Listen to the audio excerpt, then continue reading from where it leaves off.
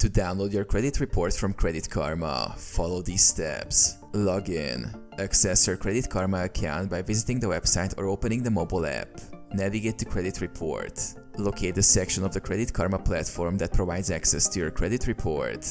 This is typically found on the dashboard or main menu. Request report. Look for an option to download or view your credit report. Click on this option to initiate the process. Verify identity. For security purposes, you may be prompted to verify your identity before accessing your credit report. Follow the prompts to complete the verification process. Select format. Choose the format in which you would like to download your credit report. Credit Karma typically offers options such as PDF or printable format. Download report.